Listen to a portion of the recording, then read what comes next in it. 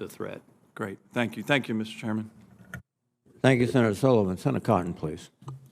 Thank you, gentlemen. Welcome back. General Cotton, I can't remember if we've addressed this before at your confirmation hearing, but I've addressed it with a lot of your predecessors, so I want to raise it with you again. Sometimes we hear criticism about our nuclear forces along the lines of that we shouldn't spend so much money on weapons that we never use. I sometimes point out that we don't actually spend that much money on our nuclear forces in the grand scheme of our defense budget. We do happen to be going through a somewhat expensive modernization right now, but in general, it's in the low single percentiles. I also point out that we actually do use our nuclear weapons. We've used them every single day since August of 1945 to deter the kind of war that we had from 1939 to 1945. Would you agree with that assessment? I would agree with that, Senator. That every single day our nuclear weapons deter our adversaries, not just from nuclear warfare, but from the kind of conventional warfare that we saw so often in the first half, even in some cases at a lower intensity level, the second half of the 20th century. I do agree. So we have to have a credible nuclear deterrent to achieve those continued effects. Right now we have one nuclear arms control treaty in effect, the New START treaty. However, Russia has recently suspended its cooperation with that treaty. Is that right? They have suspended, yes, sir. What do you think are the prospects for Russia returning into compliance with that treaty, given their history of cheating on other treaties like the Intermediate Nuclear Forces Treaty and the Open Skies Treaty? I would hope that they would come back and try to get in compliance, but hope is not a plan. Right.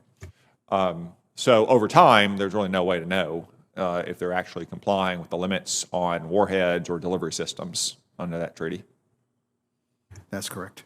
I also want to talk a little bit about Russia's nuclear forces that are sometimes known as tactical nukes or non-strategic nukes or low-yield nukes, to whatever you want to call it. To put it simply, smaller nuclear warheads, maybe something akin to what we used in World War II, as opposed to 4 megaton city killers. Is that a fair characterization?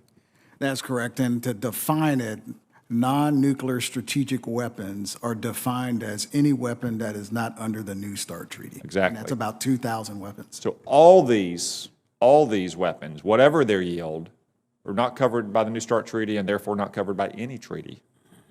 Correct? That is correct. Do you want to say how many of those kinds of weapons we have? If you don't want to in this setting, that's fine. We can talk about that in a closed session, sir. I think we have a little bit fewer than 2,000 is the way I'd put it.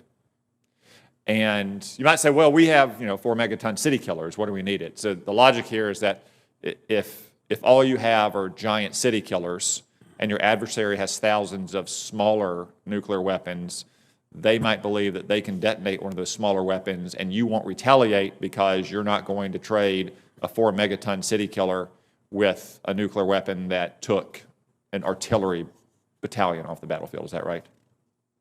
There's a potential for that, exactly. Yeah. And Russia's totally unconstrained in building those and using them if they choose under arms control treaties.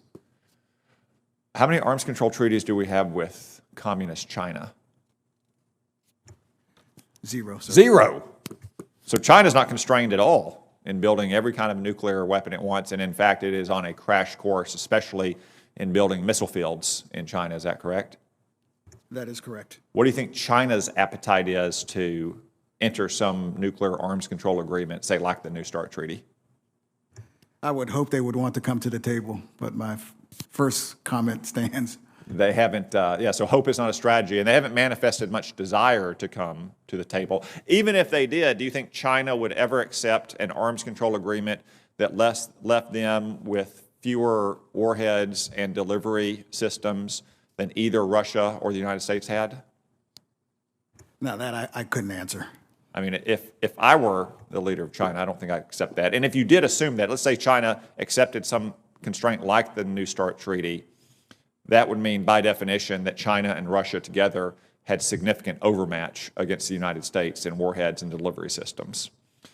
So I just think that the idea that we are restraining ourselves from building the nuclear forces that we need to deter both Russia and China is a height of folly. I know you're not responsible for that, but I think your answers here have illuminated it. General Dixon, I want to turn to you. I have a question about the commercial integration cell. I think as a security environment has grown more complex, it's necessary for our military to work with partners to share information, partners in industry to share information and collaborate on new capabilities. You've led the way with your commercial integration cell. Could you just discuss the status of that cell and the successes you've had and the lessons you've learned that we might build upon, especially in the other combatant commands?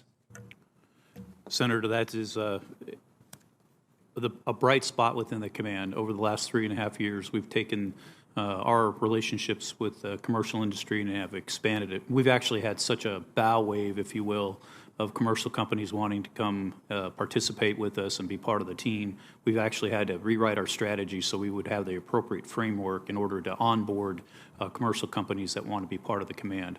They perform two primary functions within the command from a commercial perspective. One is satellite communications, and the other one is space domain awareness.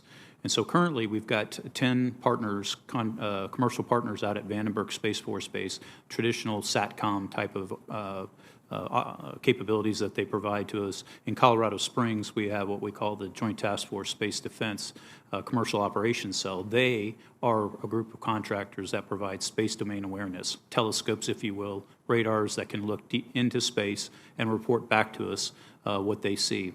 And that's actually been a very promising enterprise there as we continue to grow that. That is actually where we've actually had a lot of growth with our allies and partners.